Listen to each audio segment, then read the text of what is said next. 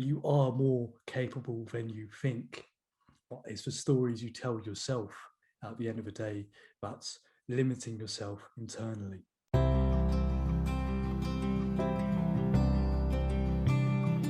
Welcome to the Red Print, Your Wellness Podcast. I'm Daanish. I'm Rachel. And I'm Neil. Today we're going to be talking about building resilience, including how you can bounce back from failure. Being kind to yourself. And why it's okay to be vulnerable.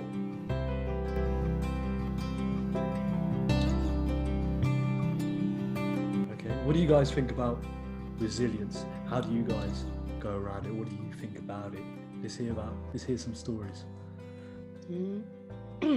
I think of resilience as like when something bad happens or it goes unexpectedly. I see it as like you're bouncing back, or you're just kind of carrying on even though things are poo.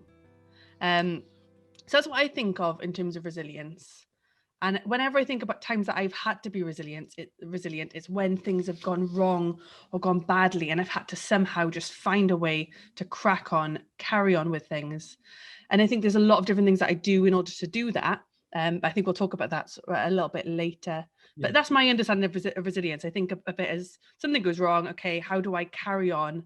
Whenever I say carry on as well, I hear The Black Parade by My Chemical Romance. That's what's in my head whenever I say that. That was in my head that time as well. Yeah, we'll carry on. So that's my understanding of resilience, is The Black Parade by My Chemical Romance. Yeah, I agree. That's exactly what I was going to say. Just simply My Chemical Romance. That is that's the answer to this. No, I agree. The idea of bouncing back, most definitely. I think my definition of it, or how I think of resilience, has certainly changed, because before it used to, and I don't know where this came from, but it used to align with that more like masculine assumption of like resilience is about grit, and it's about just getting on with it and just pulling yourself up and just making sure that it's about being tough. That was the idea of being resilient, and that just doesn't make sense. And it's so problematic of thinking like that, of it just being like just pushing through. But the idea of bouncing back, I like so much more, and it makes resilience so much more possible and positive, because it then accepts the emotional aspect of it. The toughness side, the grit side, doesn't accept that there's an emotional element. And we were talking all about change last week and very emotional responses that we get from that. And I think resilience is all about the feeling of what you're going through, and how you cope with the feeling, and how you bounce back from that and return to a state of what you would consider normality. But understanding that's a process, and it goes back and forward. It's not just a case of something happens, you're over it. It's that something happens, you get used to it, you're in that period, but eventually you're back. And that's the process of resilience for me. But I've been on a little bit of a journey with it. Beautiful. I agree with both your points. Like, as you said it, I remember saying one definition is of resilience being sprung from within. So it's something that's internal, isn't? So it's something that, for an example of internal, is what you're telling yourself, how you're perceiving that challenge at bay. You may, for example, have different thoughts about different experiences that you're going through in your life. But resilience is, I suppose, it's hard to put into words. It's just, I suppose, except for me, this is how I think about it. It's like, I understand this certain period of time is going to be tough, but I'm not going to look at it as, I'm going to look at it as an opportunity for growth.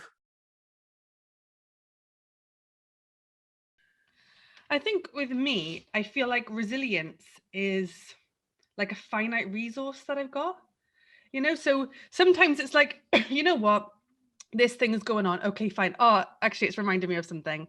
And it's a story I'm going to tell, even though it's really personal. It's one I've told Neil before. But I had a lot of things going on in my life at one point. I had, relatives in hospital and things, lots of different things going on. It's like each of those things were building upon each other. Cool, I was coping with it. It's fine, great, resilient, coping with it. Everything's all right. And it was just like lots of things. It's like, I don't know if you played like Buckaroo, and you've got all these things you're putting on it. It's like you put them on the donkey, and eventually it goes, everything was fine. But then I had this observation, and this person who was observing me just kind of like, they said, it was really strange. Yeah, they were just like, I could tell from your teaching that you're such a nice person and you just give too much of yourself. And I think that's going to be a problem with you, because you give too much of yourself.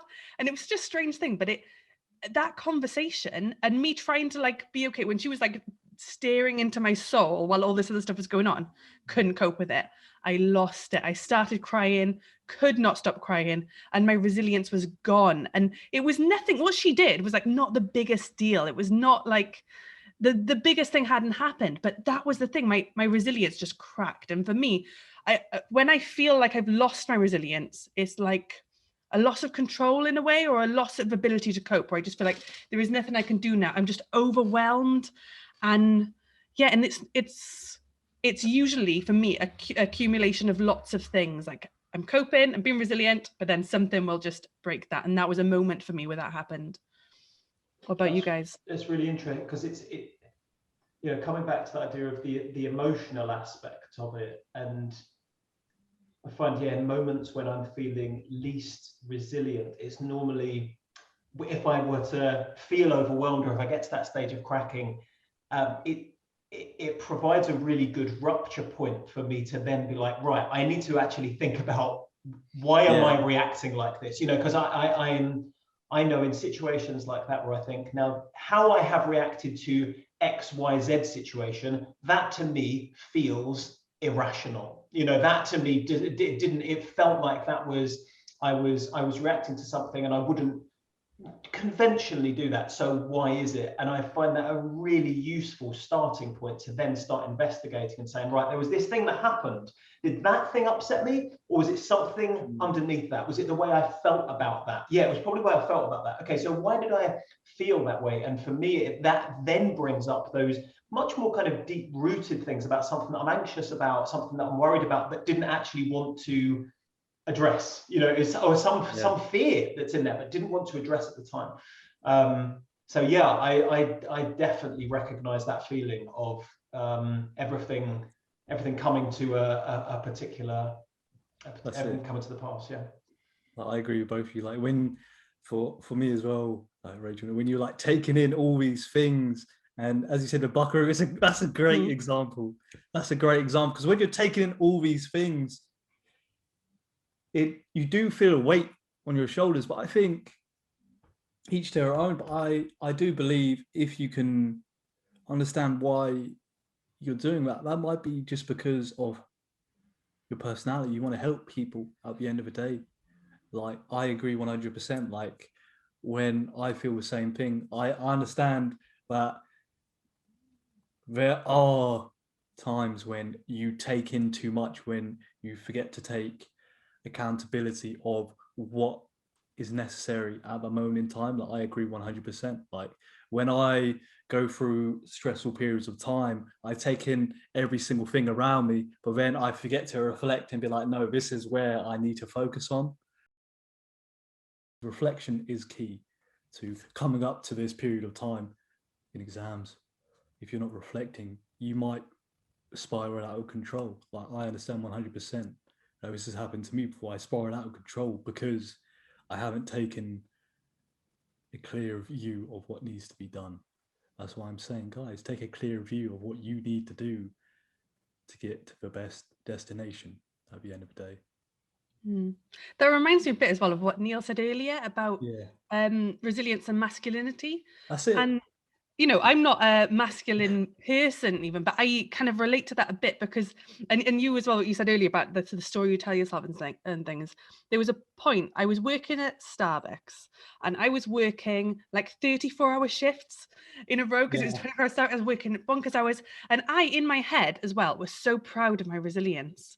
And I used to imagine, this is embarrassing to say now, but I had this thing in my head because security, and it was inside of a hospital, and security would be like, wow, Rachel, you're here all the time. Like, are you all right? This is fine. I was like, I'm fine. And in my head, I'd imagine that there was this like, I don't know, this is naff, but this bit of steel inside me. I imagine like inside, I am hard and I'm solid. And yeah, I'm working so hard and I'm doing so much. Like, and I'm not even they're not even paying me overtime, but I'm still doing it. And I was like, I'm so resilient. I'm so hard.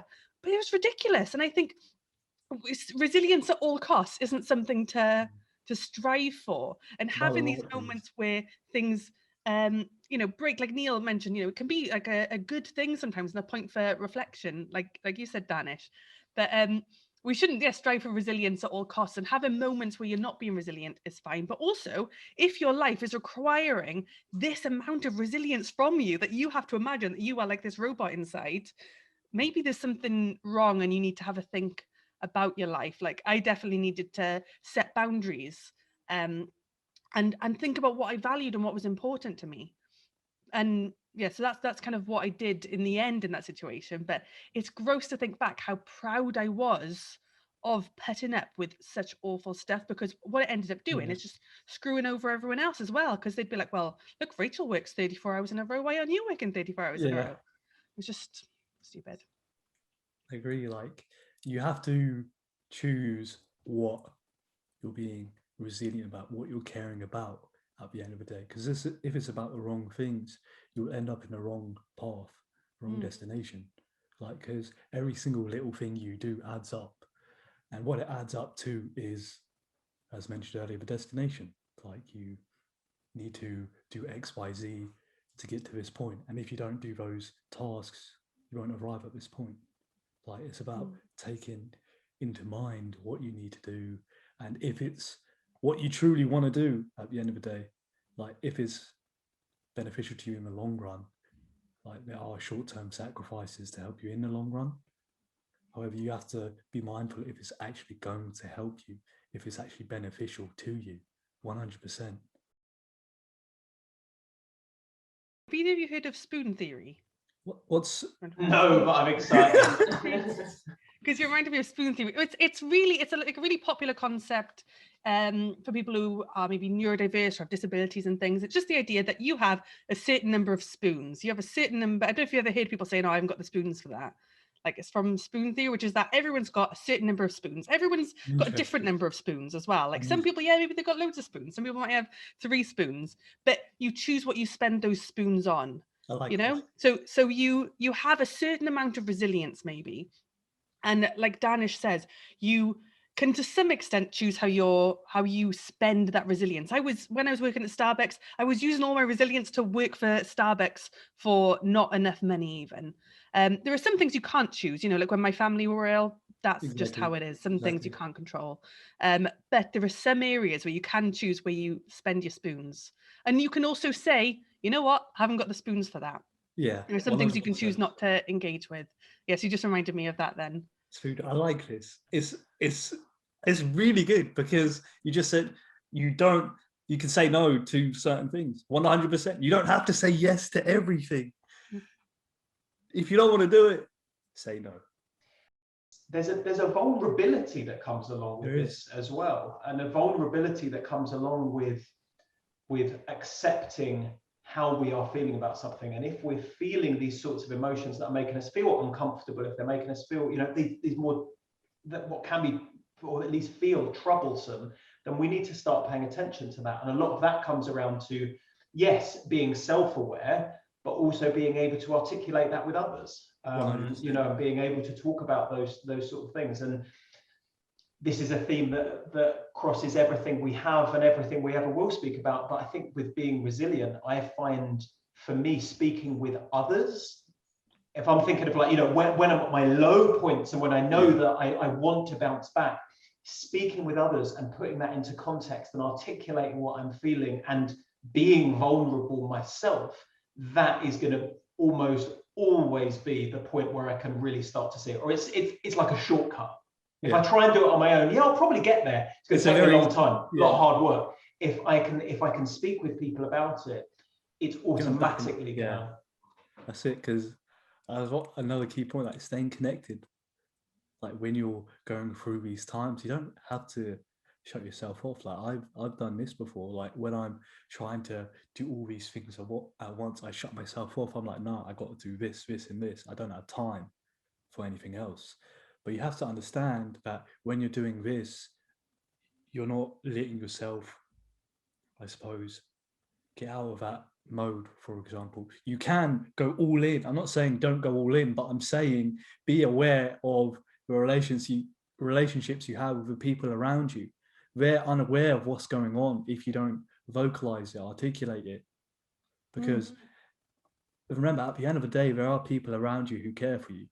And if you're not vocalizing, articulating how you feel about the situations occurring to you, they might be able to help you. Like, as Neil said, it's a shortcut, because I agree 100% when you're speaking to someone else about what you're going through. Like, I'm fortunate, like my mother, for example, she's helped me quite a lot. So when at times where I'm wondering what to do, I just speak to her and she just says it in a very concise manner. Like I'm just overthinking it. She just says, no, you just need to focus on this, this, and this. That's all it is. You don't have to focus on everything going on around you. Like, it links back to, you don't need to burden yourself with all these unnecessary things. Just focus on the key things, the key objectives, the key tasks that are beneficial towards you. Thinking about students as well, because you mentioned, talking to other people and things, we're often embedded in a network. We don't have to deal with things completely in isolation. And the way that I've coped with things in the past as well has been through reaching out to people. And doing that can also reduce the amount that you have to be resilient. Because 100%. If you're a student, for example, and you're going through something, really difficult, and you're going through it by yourself, by sharing it, by talking to well-being or talking to student support, maybe you could get an extension. Maybe you'd have access, you could speak to well-being services and talk through what's going on, or have extra support. You'd have counselling or things. And it goes for if you've got a job as well. Often, if you share your circumstances with your line manager, sometimes accommodations can be made that mean that you don't have to be as resilient as you are having to be when you're by yourself. And that's it. So You have to voice it out, because you can solve a problem if you voice it out. Like, if you don't ask anything, the answer is always no. Like, just if you voice it out, as you said, like, it can help you. They're there to help you. They're not there to hinder you at the end of the day. Like, the situations you're currently perhaps overcoming, you might find solutions to it quicker if you reach out. Something that comes up often is the idea of optimism and positivity. And I find that really interesting, because I guess I have conflicting feelings on that, because... Break it down. It's hard. For me now. It's hard. I feel like you can't deny the importance of optimism and positivity, because like that is, and I think of myself as a positive person, as a relatively optimistic person. Like I can't say that is not a good thing, but at the same time, I feel like sometimes the idea of optimism and positivity kind of goes hand in hand with that quite masculine idea around resilience, of just being like, oh, just be optimistic and everything will work out. And sometimes perhaps not necessarily just being positive can also be helpful, but I'm not sure. I feel very conflicted on it. Yeah, I think... what are your guys' feelings on it? I think that relates to the concept of toxic positivity. Have you heard of that? Which is just this idea that sometimes we're expected to be positive, and especially if you're a more masculine person potentially, and you've got certain expectations on you. Because like I said, I do think it's more acceptable for certain people to cry and be emotional than other people. I see what you mean. Yeah, so I think beware of toxic positivity. You don't need to plaster over everything with positivity. I think that the word I would probably use instead of positivity, which I don't know whether it does differ from optimism, but it does in my head, which is being hopeful and having hope, which I think is that you're not expecting things to turn out great. You're not expecting things to be perfect or pretending that things are perfect, but you've got hope in the future. And I've read articles before about how hope can be the most important aspect of recovery from certain mental illnesses, that having hope is one of the key predictors of recovery. So yeah, I think hope is what I aim for rather than just total positivity or total optimism. I think Yeah. a phrase you can tell yourself is, what if this goes amazingly well, rather than looking at it the other side. Look at what if it goes wrong. Look at it. Look at life in general. When you're looking at life, instead of saying what if this goes wrong, this will happen, why don't you tell yourself what if this goes right and this can happen? Like, just shift how you're talking to yourself. I think is very crucial to me as well. Like, I see myself sometimes slipping at terms of how I'm talking to myself. Like, I might be very negative towards, like, I'm positive towards everything, but I'm very negative when it comes to myself. Like, because I'm very critical, if that makes sense. Like, I know what I want, and then when I don't get it, I'm like, come on, you can do better. So I think a key is, don't beat yourself up 24/7. We've mentioned this before. Like, look life as in what can go right. How would your life look if it was a positive side, instead of looking at what goes wrong? Look at it. What if all these things go right? How would my life look like? And that can fuel your energy. Agreed. And I think both of those points together, the idea of your language, I think the idea of the word hopeful is very strong. And even as you were talking, I was thinking, I put together optimism and positivity, and I'm not sure that's right, because to me, optimism and hope, they kind of feel the same, whereas positivity feels like something different. Positivity feels like something where you're just kind of, again, you're just getting through it, you're putting a smile on, you go through it. Yeah. Optimism and hope feel much more like a mindset rather than positivity, of that just behavior of behaving in a positive way. Oh, this is fine, everything's going okay. Whereas you can still be hopeful and recognize that there are problems here. You can still be optimistic about the future and recognize that there are things to work on, and that maybe everything isn't okay at the moment. And I think that idea of the long-term mindset is absolutely key. And after all, it is the underlying theme of all of the Star Wars films. And if that's the case, then it must be something that we need to pay attention to. I think what I'd like to hear is, how do you both cope with setbacks? So imagine you've had a setback, maybe you've got a mark that was really bad, or anything that's happened. How do you both cope with setbacks?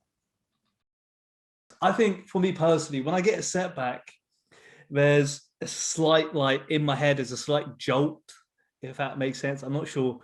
The thing I can liken it to is, when you're starting a car battery up, like that little jump of energy, like I get a feeling in my head, like, why did I get that? I didn't want that. I wanted something better. So there's two scenarios. I'm either down in the dumps and I'm like, come on, this isn't what you should be feeling right now. And then it goes into the car jumping mode, where, like, come on, do better, you got this. And then it goes into, I suppose, as I mentioned earlier, using that energy of I can do better and actually putting it into play, rather than holding it within myself. I want to put that into play, because if I keep it within myself, it's just going to fester inside of me. But if I put that into play and put it into my assignments, put it into my work, put it into my revision, I'm using it for something. That's how I go around it. Is, I suppose, each to their own. Like, let's hear about what you guys think. I am it's interesting seeing there's different ways that people cope with those sorts of things, either externalizing it or internalizing it. You know, if there's something bad, so if something bad happens, you can either go, it's everyone else's fault that this has happened, or you can go, this is all my fault that this happened. I tend to be the latter, very, very much so. So like I'm generally pretty good at blaming myself when things have gone wrong, which means it takes me a fairly long time, the period in between me finding out about this setback, and I will generally attach a lot of emotion to that. So I have to sit with that for a fairly long amount of time before I can then start to reframe it and reframe this as a challenge, and okay, let's think about this differently, or let's think about this as an opportunity to do something. Let's reframe the language. Yeah, you've reminded me of another situation in my life where when I was thinking of examples, I was thinking of a different one all along, and then you mentioned that and it reminded me of a different one. But I think I do the opposite to you on purpose, where I will be like, they're lost, what a bunch of losers, their fault. That's kind of what I go for on purpose, because I'm like, let's move on from this. And sometimes I try to move on too fast before processing things properly. I'm always like, on to the next, okay. Yeah, I see. Yeah, I agree with that. But one example that's just popped into my head is I was working at Principality Building Society, and I had applied to do the PhD, and I'd applied for ESRC funding. And then I found out, I got a call, I had to go to buy the printer to get this call that said I didn't get the funding. Okay. But they were willing to pay for my master's, pay my fees for my master's, and then I could apply for the PhD the next year. And I was really disappointed. Like I was just gutted, and I felt annoyed as well. And I felt like, oh, you know, I'm not going to accept this, am I? Because you've screwed me over, and I don't know. I felt really annoyed. But in the space of literally 5 minutes, I changed my mind completely. And in my head, what I did is, you know, the Bastille song, they've got a lyric which says, I'm going to be an optimist about this. And that's what went through my head over and over again. I was like, I'm going to be an optimist about this. I'm going to be an optimist about this. And I just said that to myself a million times, and just had that in my head. And then I just called him back and said, I'll do it. And I took that opportunity, because I was like bitter for like a moment. And then I just said that to myself. I was like, okay, on to the next thing. I've got an opportunity. Let's not let it screw up that. And then now I'm here.